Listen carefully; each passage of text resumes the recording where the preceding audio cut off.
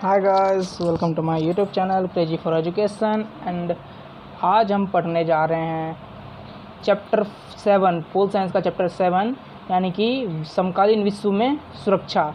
दोस्तों, बेसिकली इस चैप्टर में बहुत से लोगों को कन्फ्यूज़न होता है कि ये चैप्टर है क्या है, मतलब क्या पढ़ना होता है इसमें और कैसे इसके सवाल हैंडल किए जाते हैं, किस तरह के से क्वेश्चंस पूछे जाते हैं। तो ये चैप्टर जो है बहुत आपको इन सब चीज़ों की में बहुत ही हेल्प करेगा और आपके लिए बहुत ही फ़ायदेमंद साबित होगा। तो चलिए दोस्तों, शुरू करते हैं अपना आज की क्लास। बस क्लास शुरू करने से पहले मैं आपसे एक कहना चाहूँगा कि अगर मेरी वीडियो अच्छी लगे तो मेरे चैनल को शेयर, सब्सक्राइब और लाइक ज़रूर करें और साथ में बेल आइकन को दबाना ना भूलें। तो दोस्तों, इस चैप्टर में हम बेसिकली सुरक्षा के बारे में पढ़ेंगे। अब कोई पूछा कि सुरक्षा होता क्या है, तो इसका जवाब देने से पहले मैं आपको बता दूं, हम इससे बेसिकली आज 4 पॉइंट्स डिस्कस करेंगे कि आखिर सुरक्षा क्या है तथा इसके कितने प्रकार होते हैं, इसमें प्रवासी, शरणार्थी, विस्थापित जन, इन तीनों में क्या अंतर होता है, युद्ध के दौरान किसी भी देश के पास कौन कौन से विकल्प रहते हैं, और चौथा और लास्ट को करेंगे पारंपरिक सुरक्षा क्या है। तो हम जब भी सुरक्षा की बात करते हैं हमारे मन में क्या सवाल आता है कि यार सुरक्षा what is the mean of this safety. Safety तो बहुत तरह से होते हैं, पर्सनल सेफ्टी भी होती है और स्टेट सेफ्टी भी होती है, कंट्री का भी सेफ्टी होता है। तो आखिर इसमें हम कौन से सेफ्टी के बारे में पढ़ेंगे, तो हम आज के इस टॉपिक में हम जिस सब सेफ्टी के बारे में पढ़ेंगे वो है कंट्री की सेफ्टी। कंट्री यानी कि देश की सेफ्टी के बारे में हम इस टॉपिक में पढ़ेंगे। देश की सेफ्टी का माने कि कौन कौन से कारण हैं जिस वजह से देश सुरक्षित नहीं रह पाता और क्या क्या उसके लिए पहले से कौन कौन से कारण हैं और अब नए कारण कौन कौन से इसमें बने हैं। इसमें बेसिकली देश की सुरक्षा के बारे में पढ़ेंगे। तो पहला शुरू करते देश की सुरक्षा क्या है, यानी कि सुरक्षा का क्या अर्थ है। तो सुरक्षा का बेसिकली जो अर्थ होता है, नहीं इसका डेफिनेशन क्या देते हैं, तो इसका अर्थ होता है खतरे से आज़ादी। इसका बेसिकली अर्थ होता है खतरे से आज़ादी। इसका मेन और इसका मतलब एक डेफिनेशन ही कहते हैं कि एक डेफिनेशन है इसका खतरे से आज़ादी। ये बेसिकली 2 प्रकार के होते हैं। सुरक्षा 2 प्रकार का होता है। एक होता है पारंपरिक सुरक्षा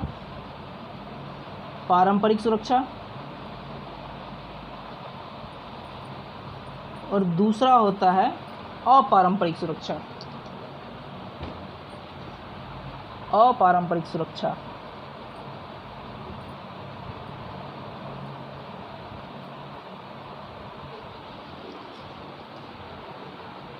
ठीक, अब इन दोनों के बारे में आपको आगे बताऊंगा कि ये दोनों क्या होता है, पारंपरिक और अपारंपरिक क्या होते हैं।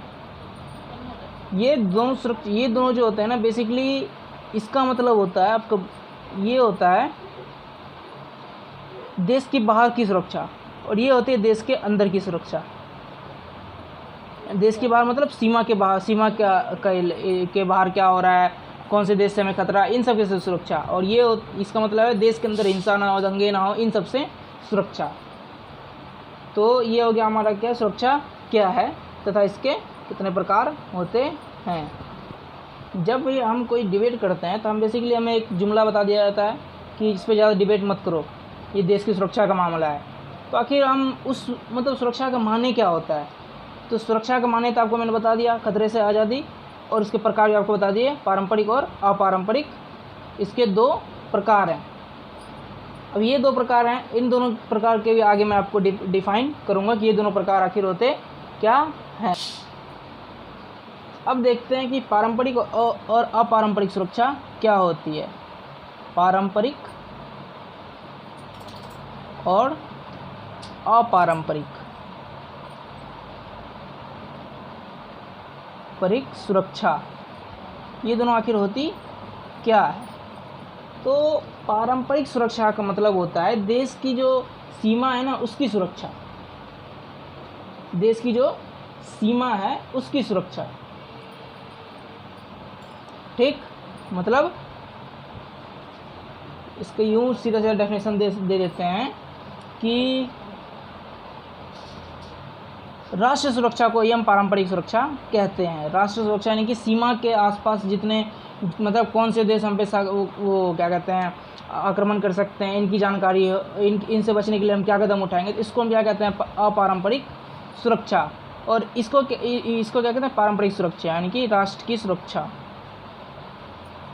राष्ट्र की सुरक्षा। और इसको मतलब राष्ट्र की सुरक्षा मतलब सीमा के साथ सुरक्षा, और इसका अपारंपरिक होता है लोगों की सुरक्षा।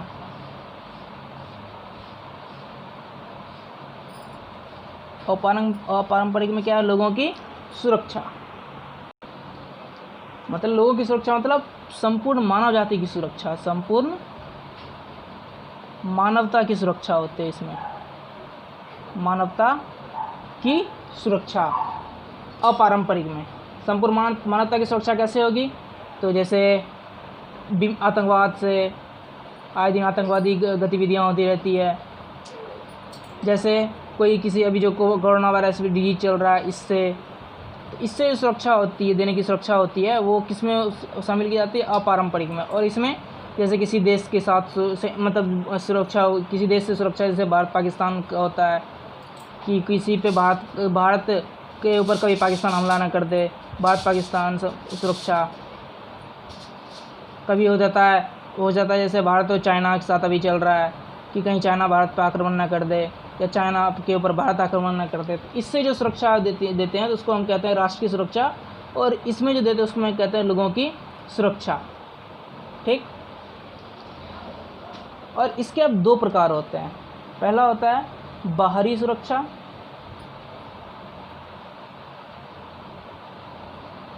और दूसरा आंतरिक सुरक्षा।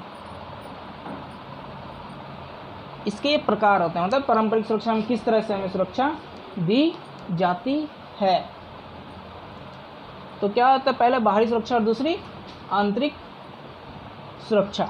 तो अब बाहरी सुरक्षा में क्या होता है, बाहरी सुरक्षा में होता है जैसे देश के बाहरी सुरक्षा के अंतर्गत किसी देश को अपनी सीमा रेखा से, मतलब सीमा रेखा को लेकर खतरा रहता है कि इसकी सुरक्षा कितनी मजबूत होनी चाहिए, कहीं कोई देश हमारी सीमा में घुस ना जाए, इसको लेकर उसको सुरक्षा मतलब उसको जो होती है, इसको लेकर जो है राष्ट्र को चिंता होती है, यानी कि सरकार को, देश की सरकार को चिंता होती है। तो बाहरी सुरक्षा में क्या होता है, देश की सीमा को लेकर, देश की सीमा को लेकर ये क्या होती है बाहरी सुरक्षा। जैसे कोई किसी पे हमला ना कर दे, हमारे बॉर्डर में कोई घुस ना जाए, कोई आके जो इलीगल हमारा बॉर्डर ना हथिया ले, तो इसको लेकर सुरक्षा होती है बाहरी सुरक्षा। आंतरिक सुरक्षा क्या होती है, तो आंतरिक सुरक्षा होता है कि देश के अंदर जो सांप्रदायिक दंगे ना हो, घरेलू हिंसा ना हो, ऐसे खतरों से सुरक्षा देना ही हमारा आंतरिक सुरक्षा होती है। मतलब देश में दंगे, गृहयुद्ध और हिंसा से सुरक्षा देना ही क्या कहलाता है, हिंसा से सुरक्षा देना ही क्या कहलाता है, आंतरिक सुरक्षा। ठीक, अब आंतरिक सुरक्षा क्या हो गया, देश के घरेलू मतलब गृहयुद्ध और हिंसा, देश में दंगे, गृहयुद्ध और हिंसा से सुरक्षा देना क्या कहलाता है, आंतरिक सुरक्षा। अब जो है ये तो हो गया हमारा पारंपरिक सुरक्षा। ठीक, अब अपना दूसरा क्वेश्चन देखते हैं। मतलब अपने हमने इसमें देख लिया सुरक्षा क्या किसे कहते हैं और उसके प्रकार क्या क्या हैं, और उसका डेफिनेशन देख लिया। और इसके कोई प्रकार नहीं होते, ये सीधा सीधा आगे मैं बताऊंगा क्या होता है इस अपारंपरिक सुरक्षा कल की क्लास में, या फिर मेरी जो नेक्स्ट वीडियो आएगी उसमें मैं बताऊंगा कि अपारंपरिक सुरक्षा क्या होती है। अब हम दूसरा क्वेश्चन देखते हैं कि प्रवासी, शरणार्थी और विस्थापित जन किसे कहा जाता है? तो प्रवासी का मतलब होता है, ये दो वर्ड से मिलकर बना है, पर जोरवासी यानी कि दूसरे यहाँ के वासी, मतलब जो एक देश को, अपने देश को छोड़कर दूसरे देश में अपनी मर्जी से गए हैं उसको क्या कहते हैं? प्रवासी। जो लोग अपनी मर्जी से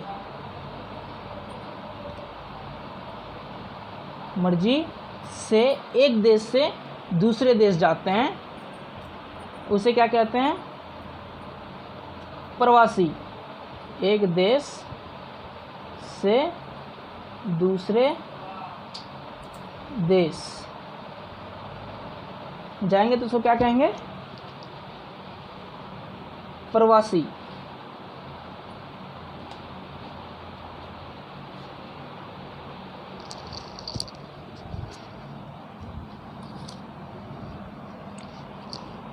और उसके बाद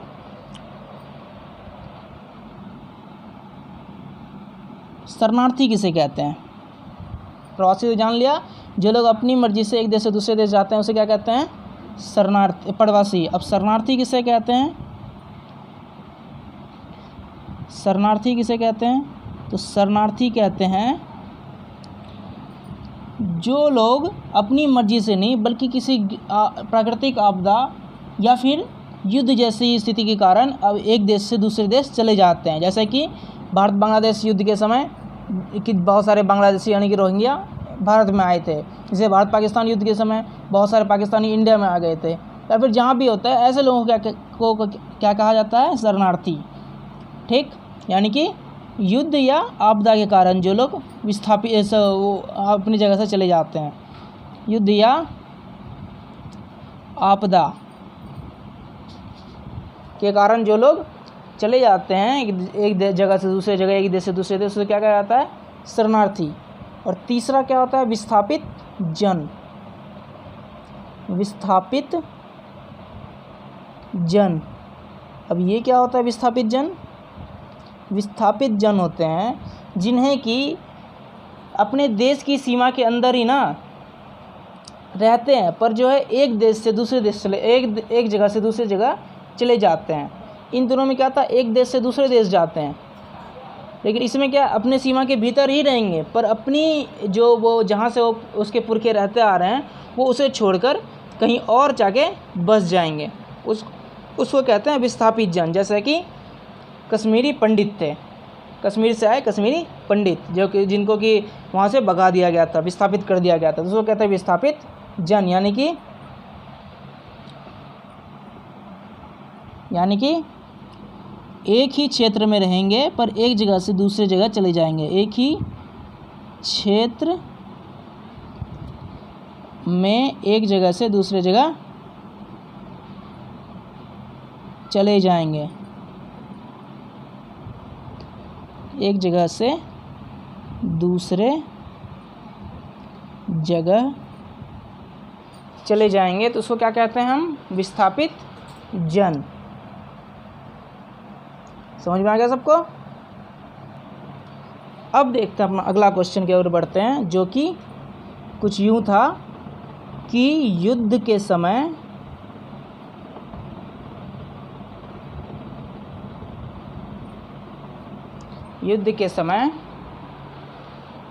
किसी देश के पास कौन कौन से विकल्प होते हैं?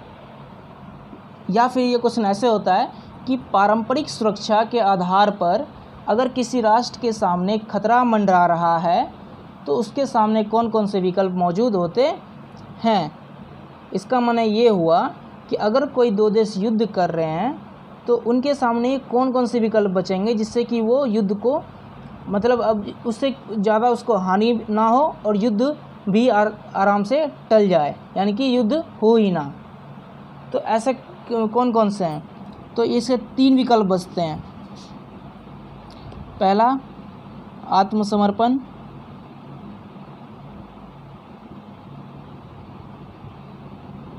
इसमें क्या आत्मसमर्पण में क्या है, आत्मसमर्पण में होता है कि इसके युद्ध के दौरान ना कोई भी देश या राष्ट्र के समक्ष जो पहला विकल्प होता है वो आत्मसमर्पण का होता है। इसका अर्थ है युद्ध में खुद को समर्पण कर देना, यानी कि पहले ही हार मान लेना, या फिर सामने वाले को देश को इतना डरा दो कि वो समर्पण कर दे। ऐसी स्थिति में ज़्यादा आर्थिक नुकसान नहीं होता है। तो ये तो हमारा पहला जो किसी देश के पास होता है। दूसरा होता है शक्ति संतुलन का, शक्ति संतुलन। शक्ति संतुलन ये क्या होता है? अब शक्ति संतुलन होता है कि अगर कोई किसी देश के समक्ष युद्ध का खतरा मंडरा रहा है तो वो राष्ट्र क्या करेगा कि शक्ति संतुलन की नीति अपनाएगा। इसके अंतर्गत वो शक्ति की जांच कर लेगा कि उसको कोई देश, मतलब अब उसके आसपास जितने देश हैं उससे कोई खतरा तो नहीं है। अगर खतरा है तो वो अपने हिसाब से रणनीति बना लेगा शक्ति संतुलन करके। यानी कि अगर उसको जब वो शक्ति संतुलन करेगा तो उसमें ये जांच करेगा कि उसको आसपास की किन देशों से खतरा हो सकता है, ताकि वो उस हिसाब से अपनी रणनीति बना सके।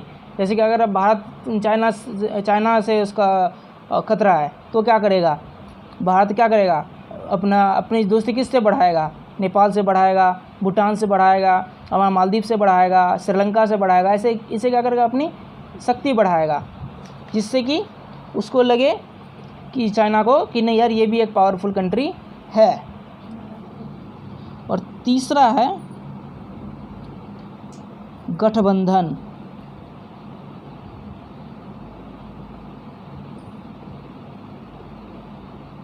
गठबंधन यानी कि ये क्या करेगा,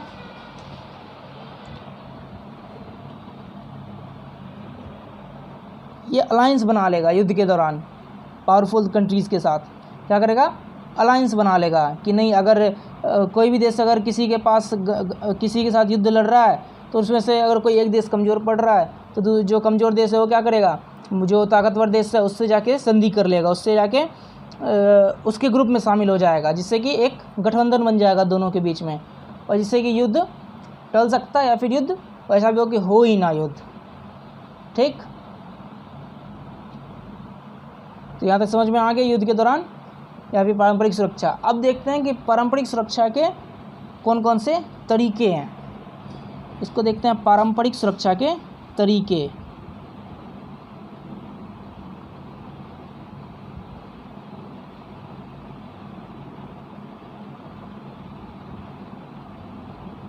आज ये पारंपरिक तरीका ख़त्म ही हो जाएगा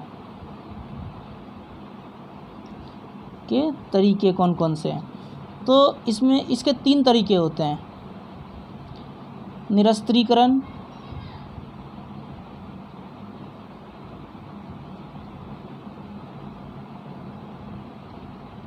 निरस्त्रीकरण।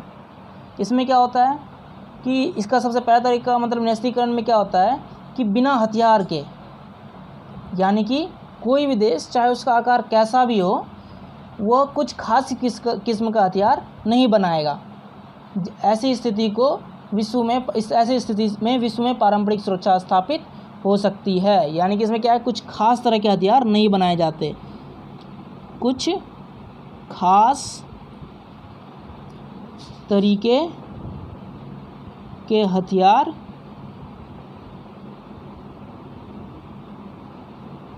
नहीं बनाए जाते। अब ये कुछ खास तरह के हथियार कौन कौन से होते हैं, तो इसका उदाहरण दिया था, जैसे कि 1992 में कौन सी संधि, 1972 में एक संधि हुई थी, कौन सी, BWC संधि, यानी कि जैविक हथियार संधि।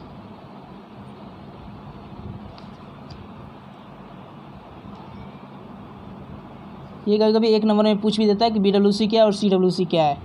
और दूसरा 1992 में हुई थी कौन सी, CWC, यानी कि रासायनिक हथियार संधि।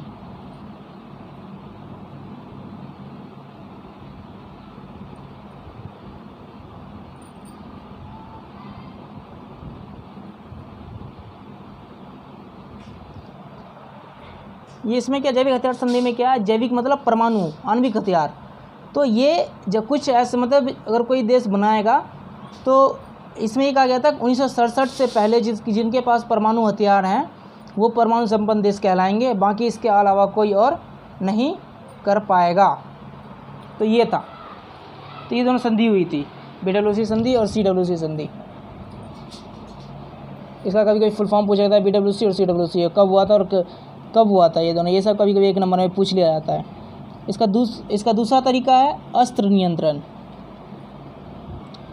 अस्त्र नियंत्रण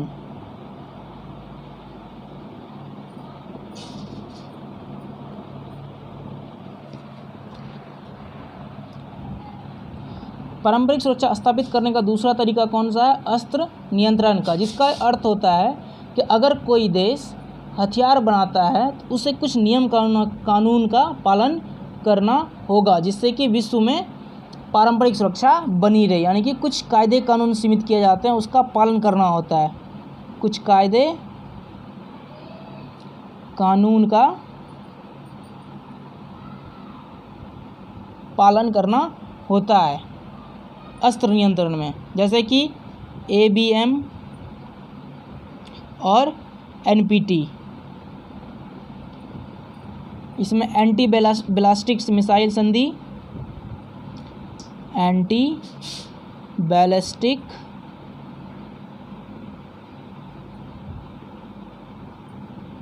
मिसाइल और दूसरा है परमाणु